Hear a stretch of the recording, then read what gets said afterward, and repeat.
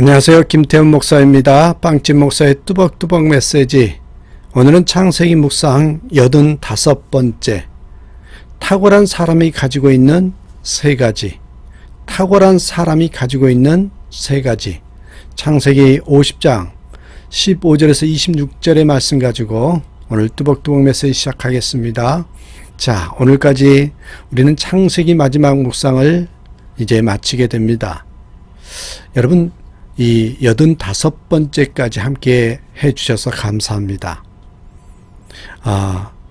제 바람은 성경 66권을 전부 다 한번 이렇게 뚜벅뚜벅 메시지로 설교를 하고 메시지를 전했으면 좋겠다. 이런 소원이 있습니다. 여러분 힘들고 어려울 때마다 우리를 회복시키는 것은 말씀밖에 없습니다. 우리가 음식을 먹어 하루 세 끼를 통해서 건강을 유지하듯이 우리 영적인 건강은 여러분 매일매일 말씀을 먹어야 하는 것이죠. 그 말씀을 붙잡고 뚜벅뚜벅 걸어가는 것이 신앙인의 삶이다. 저는 그렇게 믿고 있습니다. 그래서 매일매일마다 요 묵상을 통해서 특별히 뚜벅뚜벅 하나님 말씀을 붙들고 걸어가는 그런 삶이 신앙인의 삶이라는 생각하면서 뚜벅뚜벅 메시지를 전하고 있습니다. 함께 해주시고 또한 기도해 주시고 무엇보다도 주님 때문에 행복하고 예수 안에 있어서 평강이 넘치는 여러분이 되시기를 주님의 이름으로 축복합니다. 자, 오늘은 요셉의 탁월한 점을 통해서 이 탁월한 사람이 가지고 있는 세 가지를 여러분과 함께 나누겠습니다. 오늘 창세기 50장 마지막 부분이죠. 오늘 본문은 요셉의 파란만장한 일생을 마치는 장면이 나옵니다. 22절의 말씀에 보면 그가 110세까지 살았대요. 요셉은 에브라임과 므낫세 두 아들에게 하나님께서 야곱의 후손들을 애굽 땅에서 인도내에서 아브라함과 이삭과 야곱에게 약속한 땅에 이르게 하실 것이라는 그 약속을 상기시킵니다. 그래서 이스라엘 후손에게는 그들이 애굽을 떠나 자신의 해골을 메고 가나안 땅으로 올라가도록 맹세를 시키죠. 여러분 이 장면 떠오르면서 이 장면을 보면서 뭐가 떠오르십니까? 저는요, 이 장면을 보면서 이 요셉이 비록 애굽 총리로 80년을 지냈지만 야곱처럼 아버지 야곱처럼 본향을 사모하는 믿음을 가지고 있었구나. 이게 느껴졌습니다. 요셉이 죽자 그의 몸도 아버지 야곱처럼 향재를 넣고 미라로 만들어서 애굽에 장사 지냈다는 얘기로 이 창세기 37장부터 50장까지에 걸쳐서 계속 요셉의 이야기로 했는데 여기서 끝나게 되죠. 이 시간엔 요셉을 성공적으로 살 수 있게 했던 진정한 형통한 자로 살 수 있게 했던 요셉의 탁월한 점이 무엇이었는가 그 세 가지를 한번 살펴봄으로써 우리도 주님의 탁월한 자의 삶을 살았으면 좋겠다 그런 생각을 해봅니다. 자, 첫 번째요. 꿈꾸는 믿음이었다. 요셉을 보면서 꿈꾸는 자가 오는도다 이렇게 말했잖아요. 꿈꾸는 믿음. 저는 정말 이 단어가 좋습니다. 꿈꾸는 믿음이었다. 한번 여러분 내 자신에게 질문을 던져 보시길 바랍니다. 지금 내가 하는 일이 꿈꾸게 하는지 아니면 그저 유지하려고 하는지. 내가 하는 일이 꿈꾸게끔 하는 것이요. 바로 요셉과 같이 탁월한 사람이 될 수 있는 겁니다.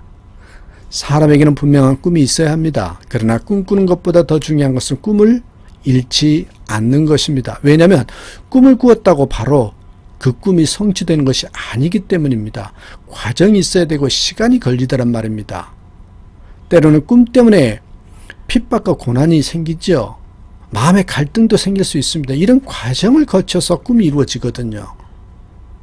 그래도 여러분 하나님의 칭찬과 상급을 바라보면서 꿈을 포기하지 않으면 하나님께서는 우리 꿈을 여러분 상상할 수 없는 방법으로 지켜주실 뿐만 아니라 탁월하게 하십니다. 다만 우리가 꿈꿀 때 한 가지 조심할 것이 있습니다. 이게 어떻게 보면은 분별력을 가지고 기준점이 될 수 있어요. 꿈을 꾸면서 여러분 땀을 멀리하는 것은 결코 바른 꿈이 아니다라는 것입니다. 다시 말해 땀이 뒷받침되지 않는 꿈은 결코 하나님이 주신 거룩한 꿈이 아닙니다. 요셉을 보십시오. 꿈꾸는 자였지만 누구보다도 자기 맡은 일에 성실했고요. 모든 어려운 가정을 넉넉히 이겨냈습니다. 여러분, 어떤 꿈이 하나님이 주신 꿈일 수도 있고 어떤 꿈은 하나님이 주시지 않는 꿈일 수도 있지요. 어떻게 분별할까요? 정확하게 단정하기는 힘들지만 한 가지 사실은 분명히 알아야 합니다. 그것은 꿈 때문에 일에 손이 잡히지 않는 것은 대개 하나님이 주신 꿈이 아니다. 이렇게 분별력을 가지시면 됩니다. 거짓 꿈은 먼 산만 바라보고 일을 놓게 하지만 하나님이 주신 꿈은요, 일이 손에 잡히게 하고요, 열정이 있다 보니 노력하게 되고 애쓰게 되어 있습니다. 요셉은 꿈꾸는 믿음을 가지고 자신에게 주신 꿈을 이루기 위해서 최선을 다했습니다. 그리고 고난이 있어도 그 꿈을 포기하지 않았다. 그랬더니 하나님께서 함께 하심으로 꿈이 이루어졌다. 여러분, 꿈꾸는 자의 믿음. 요셉에게는 이런 탁월한 점이 있었습니다. 두 번째는 여러분, 거룩한 자존심이 있었다. 거룩한 자존심. 한번 질문을 드립니다. 내가 가진 자존심이 세상 것인지 아니면 거룩한 자존심인지 한번 생각해 보시기 바랍니다. 요셉을 보십시오. 하나님의 은혜로 보디발의 가정 총무가 되었을 때 어느 날 보디발의 아내가 그를 유혹하죠. 그때 그는 신성한 자존심, 거룩한 자존심을 가지고 내가 어찌 하나님 앞에 득제하리이까 하고 유혹을 뿌리치고 도망가죠. 우리에게도 마찬가지입니다. 나는 하나님의 사람이니까 그럴 일을 할 수가 없지. 나는 그리스도인인데 어떻게 내가 그런 자리를 가? 라고 하는 그런 신성한 자존심이 있어야 합니다. 그런 자존심을 가질 때요, 사는 세계가 달라지고요, 보는 것이 달라져요. 성도는 어떤 경우에도 당연히 기가 꺾이지 않냐고 어떤 환난 당해도 힘을 잃지 않고요, 어떤 경우에도요, 자기에게 주어진 분수의 복을 감사하면서 나는 하나님이 원하시는 길을 간다. 나는 세상 것에 흔들리지 않겠다고 그렇게 선언하면서 뚜벅뚜벅 걸어가는 것, 흔들지 않고 자기 코스를 가는 것, 이게요, 성도의 삶입니다. 이 세상엔 두 가지 자존심이 있대요. 하나는 세상적인 자존심, 또 하나는 거룩한 자존심이죠. 물론 물질이나 학력이나 인물과 같은 세상적인 것으로 자기가 잘났다고 하는 것은 세상적인 자존심입니다. 그런 자존심은요, 이렇게 내세우다 보면 존경받지 못할 뿐만 아니라 끝이 안 좋습니다. 반면에 그리스도인다운 삶을 살면서 거룩한 자존심을 가지고 살면요, 끝도 좋지만 인정받고 존경받고 하나님이 함께 해주시는 그런 놀라운 삶의 모습이 됩니다. 이북에서 월남한 자매가 있었어요.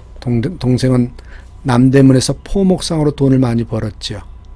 언니는 그에 비하면 잘 살지는 못했지만 믿음으로 살았답니다. 어느 날 언니가 병으로 죽게 되었어요. 그때 동생이 언니의 임종을 앞두고 울면서 말합니다.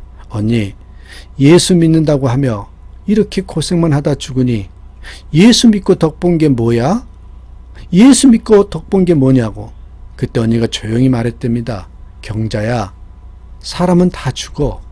죽은 후에는 반드시 심판이 있어. 내가 조금 일찍 간다고 슬퍼하지 마. 나는 아버지께로 가는 거야. 그러면서 너무나 평화롭게 눈을 감는데 그 모습이 너무 위대하게 보였답니다. 정말 멋있어 보였다는 거죠. 자신은 돈을 벌겠다고 남대문에서 머리채 휘어잡고 싸우면서 큰 집 짓고 잘 살게 되었지만 언니의 모습을 보면서 자기의 존재가 너무 비참하게 느껴지더래요.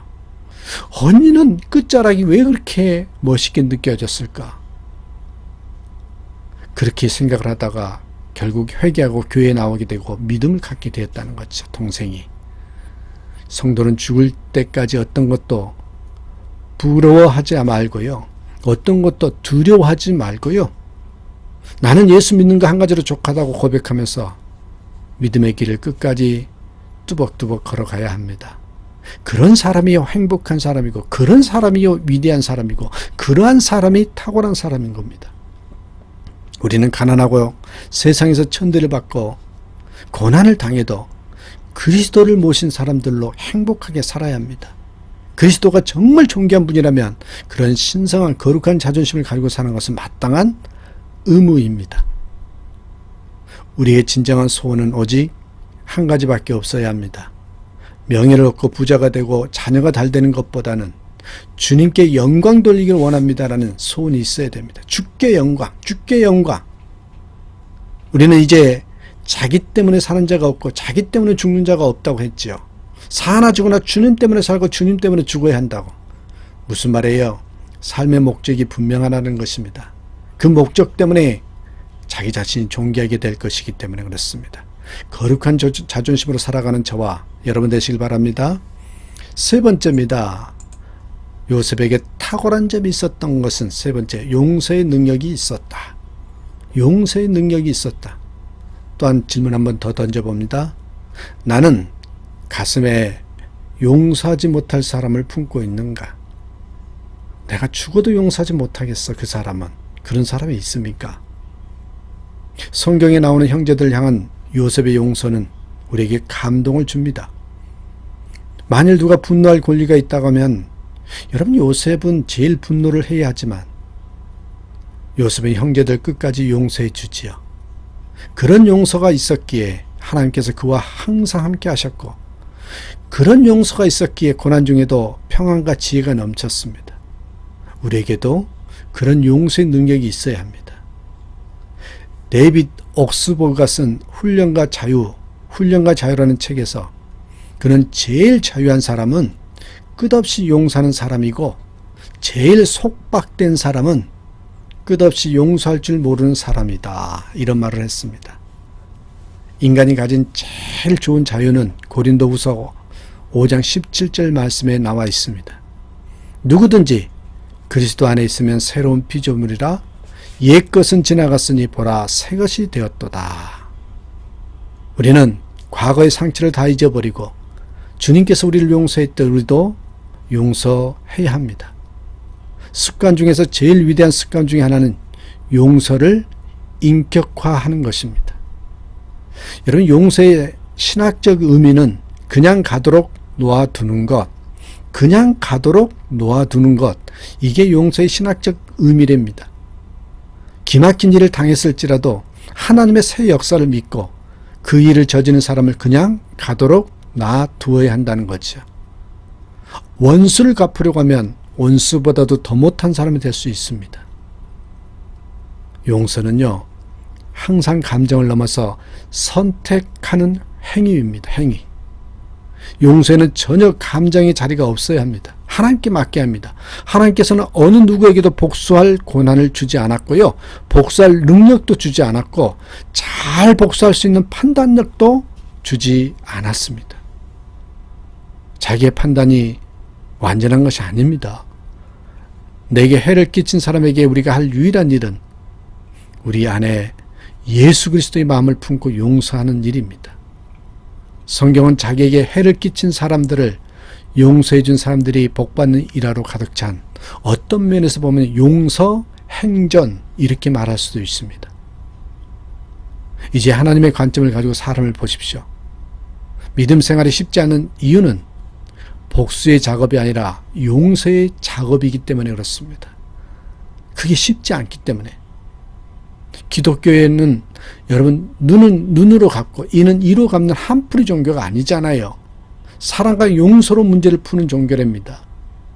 오늘도 주신 말씀처럼 고난 중에도 처음 가진 꿈을 잊지 말고, 성도로서 거룩한 자존심을 잊지 말고, 용서로 당면한 문제를 풀고 나감으로 요셉처럼 탁월한 삶, 복된 삶으로 살아가는 저와 여러분 되시길 주님의 이름으로 축복합니다. 감사합니다.